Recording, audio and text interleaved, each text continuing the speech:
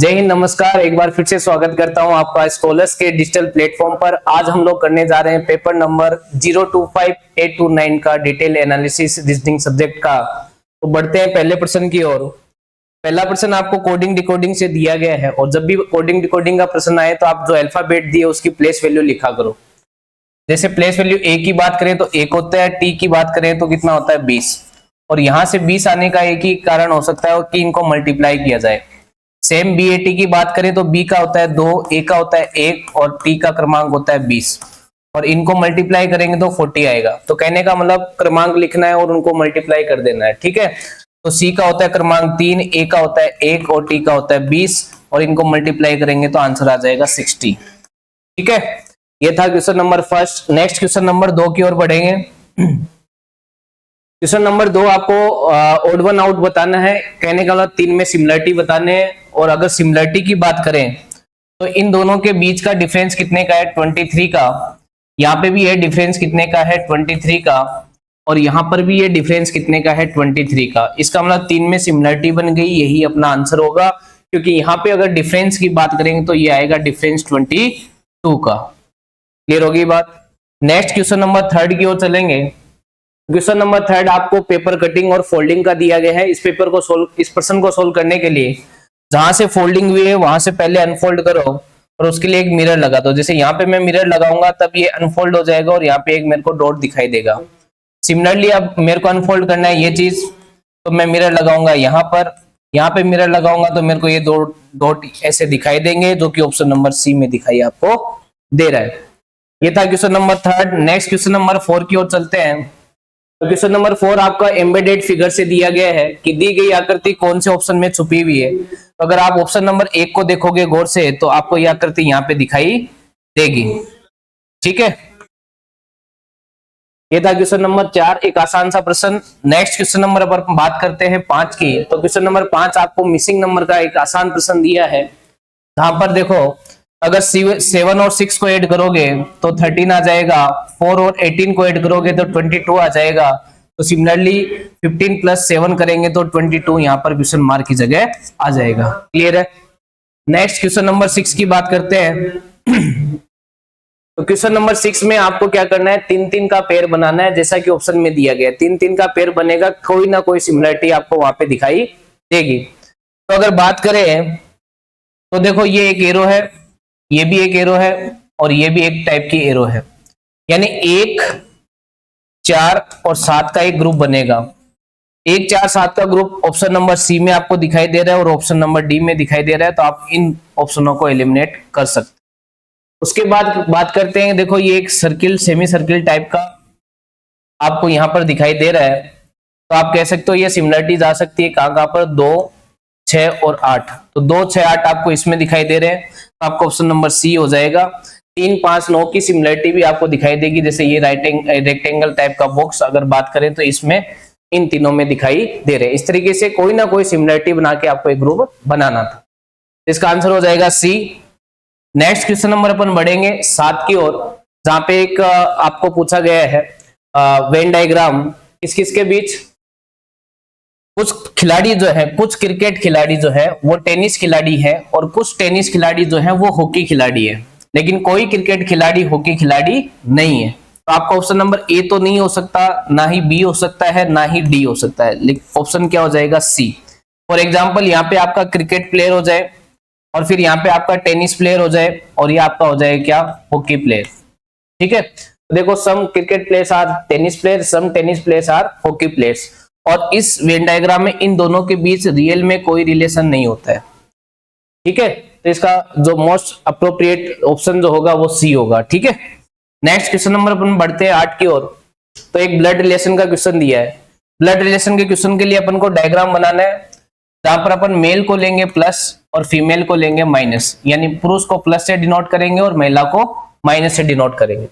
इसने कहा राहुल और रोबिन भाई है, तो राहुल और रोबिन की अगर बात करें तो ये दोनों भाई हैं, ठीक है। दोनों पे क्या आ जाएगा, प्लस। उसके बाद एक ही जनरेशन के हैं तो दोनों को बराबर दिखाया। फिर इसने कहा प्रमोद इज रोबिन्स फादर, चाहे फादर रोबिन का हो राहुल का हो एक ही बात है, जिसका नाम क्या है प्रमोद, ठीक है। इन पे भी क्या आ जाएगा प्लस, क्योंकि फादर एक जनरेशन ऊपर होता है तो मैंने एक पीढ़ी ऊपर दिखाया। नेक्स्ट बोला शीला इज प्रमोद सिस्टर, शीला जो है वो प्रमोद की सिस्टर है, यानी कहने का मतलब शीला और प्रमोद भाई बहन है, तो इनको एक ही जनरेशन में अपन ने दिखाया, क्योंकि ये महिला है इसलिए इस पे minus. Shobha is Sheela's grand daughter, Sheela की कोई ग्रैंड डॉटर होने का मतलब क्या होगा, इसकी कोई बेटी होगी, और बेटी की अगर बेटी होगी तो उसको कहेंगे ग्रैंड डॉटर, या फिर बेटे की बेटी को भी इंग्लिश में तो ग्रैंड डॉटर ही कहा जाता है, क्योंकि ग्रैंड डॉटर दो तरीके से होता है, या तो पोती या फिर नातिन। ठीक है, तो ये कह रहा है कि शोभा इज शीलाज ग्रैंड डॉटर, तो यहाँ पे ये शोभा आ जाएगी। ठीक है, ये प्लस भी हो सकता है यहाँ पे, क्योंकि ग्रैंड डॉटर का मतलब दोनों होता है। अब ये क्या कहते हैं, राहुल रिलेटेड टू शोभा, राहुल ये रहा, शोभा ये रहा। अगर ये मैं होता तो ये मेरे मम्मी पापा, और ये मेरे मम्मी पापा के भाई बहन, भाई यानी मेरे चाचा या मामा, तो सीधी सी बात है इसका आंसर क्या हो जाएगा, सी। ये राहुल जो है, जो राहुल के बारे में पूछा है, बिल्कुल शोभा के लिए क्या हो जाएंगे, अंकल हो जाएंगे। ठीक होगी, क्लियर बात। नेक्स्ट क्वेश्चन नंबर 1 बढ़ते हैं 9 की ओर। तो क्वेश्चन नंबर 9 आपको दिया गया है कि जो रिलेशन 9, 15 और 21 का है, वैसा ही रिलेशन कौन से 3 संख्याओं में आपको दिखाई दे रहा है। तो यहां से अगर मैं देखूं तो मेरे को यहाँ पे दिख रहा है 6 का डिफरेंस, और यहाँ पे भी 6 का डिफरेंस, यानी ऐसा ग्रुप जिसमें दोनों संख्याओं के बीच 6 का डिफरेंस हो। तो अगर आप गौर से देखोगे तो आपको ऑप्शन नंबर किसमें दिखाई देगा, ऑप्शन नंबर बी में ये चीज दिखाई देगी। 4 + 6 10, 10 + 6 16, एक आसान सा प्रश्न एनालॉजी का। नेक्स्ट क्वेश्चन नंबर अपन बात करते हैं 10 की ओर, जो कि फिर से एक एनालॉजी यानी सादृश्यता का प्रश्न लिया है, जहां पर बोलता है जो रिलेशन भय का धमकी से है, अगर आप किसी को धमकी दोगे तो उसको क्या लगेगा, डर लगेगा। तो इसी प्रकार से अगर आप किसी को उकसाओगे यानी प्रोवोकेट करोगे तो उसको क्या आएगा, गुस्सा आएगा। तो इसका आंसर क्या हो जाएगा, सी हो जाएगा। ठीक है, नेक्स्ट क्वेश्चन नंबर अपन बढ़ते हैं 11 की ओर। तो क्वेश्चन नंबर 11 क्या बोलता है कि 5 पक्षी, कौवा, कबूतर, छोटा कबूतर, बड़ा कौवा और गरुड़ एक पेड़ की शाखा पे एक के बाद एक उड़ना स्टार्ट करते हैं। बड़ा कौवा कौवे के बाद उड़ता है, यानी पहले कौन उड़ेगा, तो आप बोलोगे सर पहले उड़ेगा कौवा। ठीक है, सबसे पहले नहीं कह रहा, लेकिन कौवा जो है वो बड़े कौवे से पहले उड़ेगा। ठीक, उसके बाद इसने क्या कहा, उसके बाद इसने कहा बड़ा कौवा कौवे के बाद उड़ा मगर गरुड़ से आगे। गरुड़ से आगे मतलब बड़ा कौवा जो है वो गरुड़ से आगे है। ठीक है, इसके तो बाद, लेकिन गरुड़ से पहले उड़ता है। उसके बाद इसने कहा कबूतर कौवा और बड़ा कौवा के बीच में है। तो कबूतर जो है कौवा और बड़ा कबूतर के बीच में है, सॉरी बड़े कौवे के बीच में है, कौन, कबूतर। उसके बाद इसने बोला छोटा कबूतर कौवे के भी आगे है। छोटा कबूतर जो है वो कौवे के भी आगे, यानी छोटा कबूतर सबसे पहले हो जाएगा। सबसे पहले क्यों हो जाएगा, क्योंकि ये नंबर 1 पे होगा, ये 2 पर, और ये 3 पर, ये 4 पर, और ये 5 पर। तो सबसे लास्ट में कौन उड़ रहा है, यही आपसे पूछा है, सबसे लास्ट में कौन उड़ रहा है, गरुड़ उड़ रहा है। क्लियर हो रही बात। नेक्स्ट क्वेश्चन नंबर अगर बात करें 12 की, तो क्वेश्चन नंबर 12 क्या करता है, देखिए कि जो वर्ड दिया गया है कंसोलिडेट इन लेटर्स का यूज कर कर, इस वर्ड में, इस शब्द में जितने भी अक्षर है उनका यूज कर कर कौन सा शब्द नहीं बनाया जा सकता। तो आप कहोगे सर ये शब्द नहीं बनेगा, क्योंकि देखो एन आ रहा है, जो कि यहाँ पे कहीं पे एन तो दिख रहा है, देखो एन दिख रहा है, बिल्कुल क्या नहीं दिख रहा, वो देखो एन आ गया, यहां से आ जाए, मान लो ए आ गया, ठीक है, फिर क्या आ जाए टी, टी भी आ गया, फिर क्या आ जाए आई, आई भी आ गया, लेकिन ये देखो वी, वी अपन को कहीं से भी मिलेगा नहीं।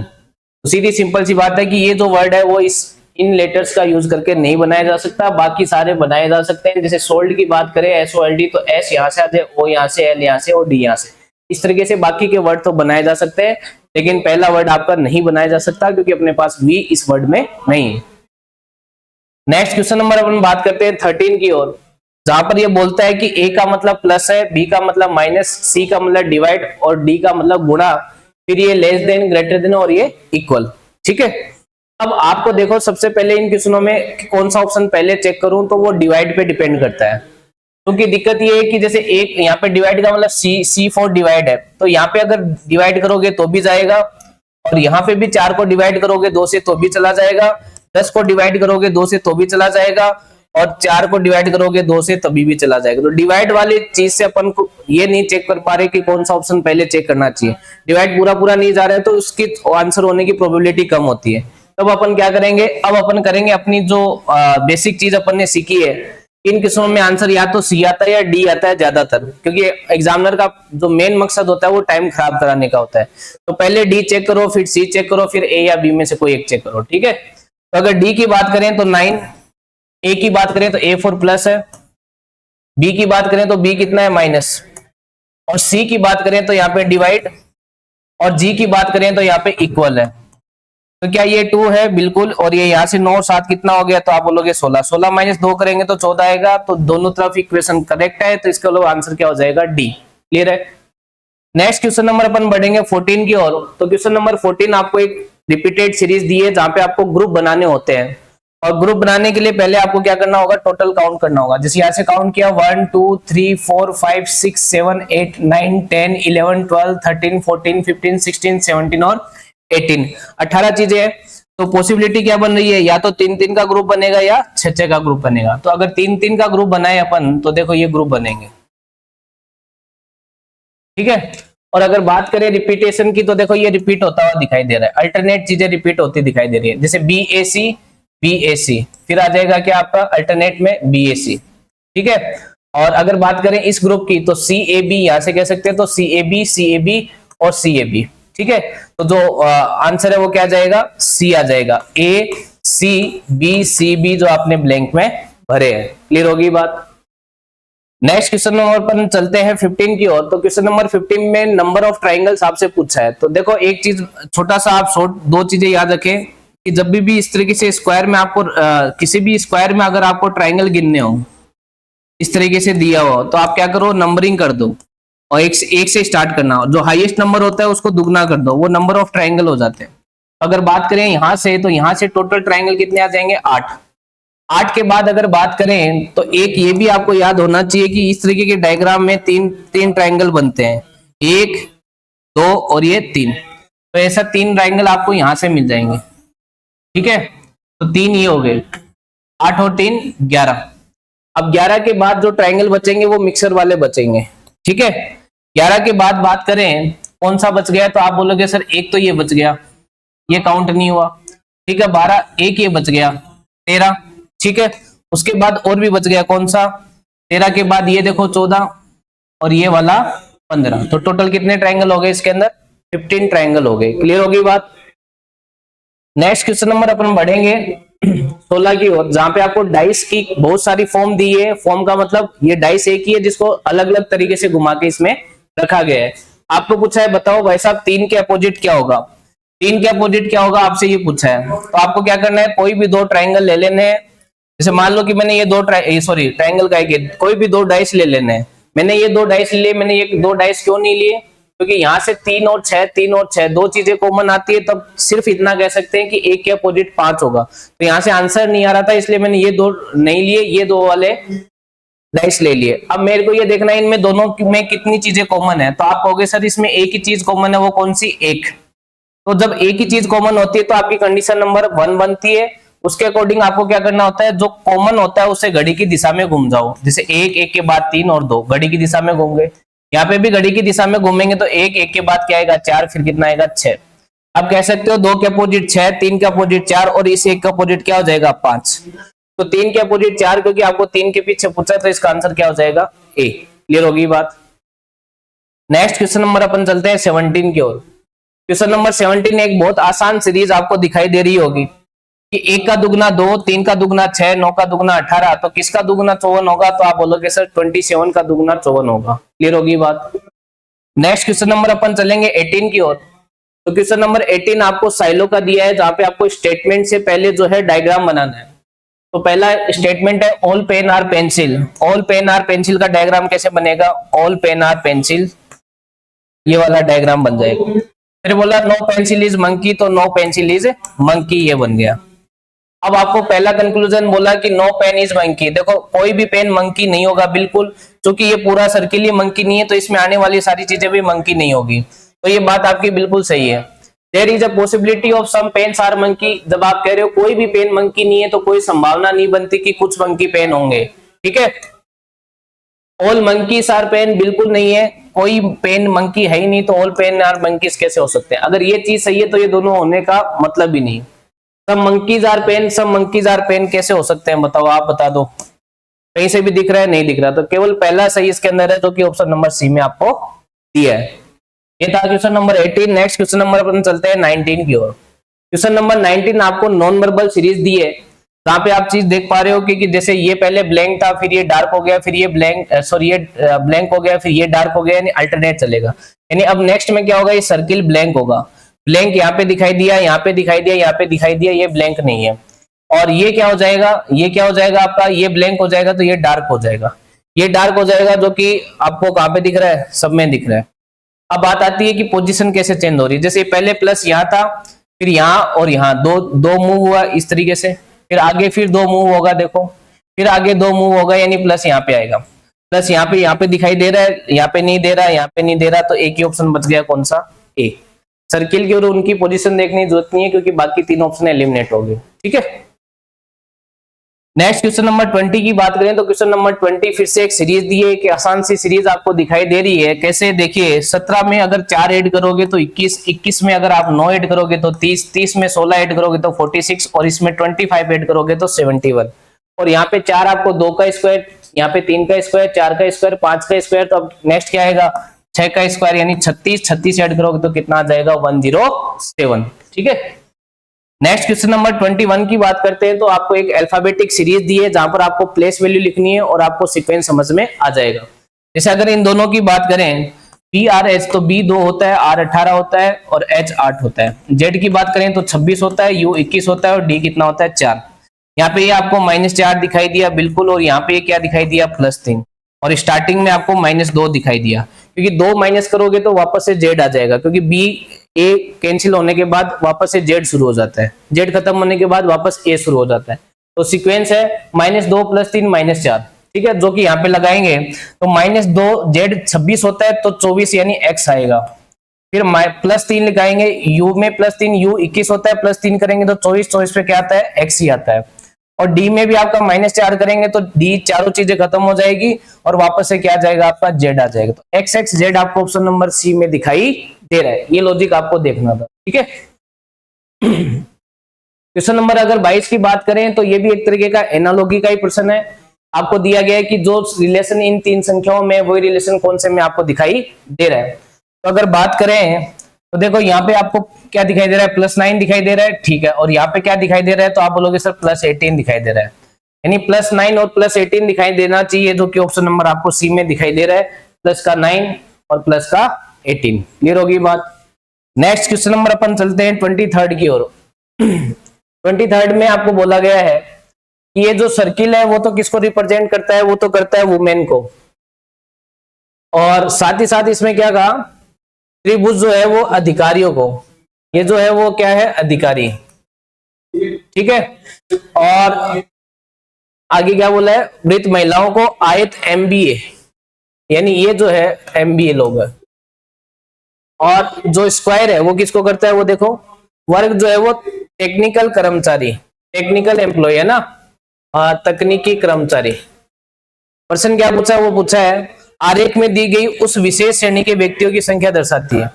प्रश्न पूछा है how many females executive are there in the organisation. कहने का मतलब है कि संगठन में कितनी महिलाएं अधिकारी है। तो पहली बात तो महिला होनी चाहिए, तो महिला कौन सी है, ये सारी महिलाएं हैं। और इस महिला में भी क्या होनी चाहिए, वो महिला अधिकारी होनी चाहिए, ये सारे अधिकारी है। मुझे बताओ दोनों चीज कहाँ कॉमन आ रही है, तो आप बोलोगे सर 5 में आ रही है। तो 5 जो होगी वो महिला भी होगी और अधिकारी भी होगी। ठीक है, क्वेश्चन नंबर अगर 24 की बात करें तो फिर एक कोडिंग डिकोडिंग का प्रश्न दिखाई दे रहा है। तो कोडिंग डिकोडिंग को करने के लिए आपको प्लेस वैल्यू लिखनी होती है। जैसे H की प्लेस वैल्यू 8, A की 1, R की 18, B की 22, E की 5, S की 19 और T की 20। कोडिंग आपको दी है 22, 21, 60, 24, 20, 3 और 10। देखो इधर से बैकवर्ड कोडिंग +2 +2 +2 +2 +2, सॉरी ये यहाँ पे चला जाएगा, मैंने कुछ मिस कर दिया। 22, 21 और उसके बाद 7 और फिर एक 24 है ये। ठीक है, +2 +2 +2 है, बस ये ध्यान में रख लेना। ये देखो +2 आ गया और ये 20 है +2 फिर +2 फिर +2, यानी बैकवर्ड +2 +2 +2। ठीक है, तो अगर मैं यहां से देखूंगा तो r में प्लस 2 करूंगा तो क्या आएगा t यानी 20, इसमें प्लस 2 करूंगा तो आएगा 7, इसमें प्लस 2 करूंगा तो आएगा 15, इसमें प्लस 2 करूंगा तो 20, इसमें प्लस 2 करूंगा तो 3 और इसमें प्लस 2 करूंगा तो 8। कौन से ऑप्शन में दिखाई दे रहा है? ऑप्शन नंबर ए में आपको दिखाई दे रहा है। आज का लास्ट प्रश्न क्वेश्चन नंबर 25, जो कि क्या कहता है कि आशा लता की वर्तमान आयु का अनुपात प्रेजेंट एज का रेशियो दे रखा है। ठीक है, प्रेजेंट एज का रेशियो दे रखा है, वो भी किस किस का? आशा और लता का, जो कि कितना दे रखा है आपको? 5:6। यदि उनकी आयु में 6 साल का अंतर है, अगर मैं देखूं इस रेशियो के हिसाब से तो कितने का डिफरेंस है? 1 का, तो यानी 1 यूनिट बराबर कितना दे रखा है? 6 ईयर। तो ये जो है प्रेजेंट एज 5 यूनिट के बराबर, तो 5 यूनिट के बराबर तो 1 यूनिट की वैल्यू 6 है, तो 5 की वैल्यू कितनी हो जाएगी? 30 ईयर्स, और इसकी कितनी हो जाएगी? 36 ईयर्स। ये प्रेजेंट एज आ गई। लेकिन पूछा क्या है कि लता की आयु क्या होगी कब? 5 साल बाद। 5 साल बाद क्या हो जाएगी? लता 5 साल और बड़ी हो जाएगी, यानी 36 + 5 कितनी हो जाएगी? 41 की हो जाएगी। क्लियर है? इसका आंसर क्या हो जाएगा? सी। आई होप आपको बातें समझ आई होगी। ये था आज का डिटेल एनालिसिस। जय हिंद, जय भारत।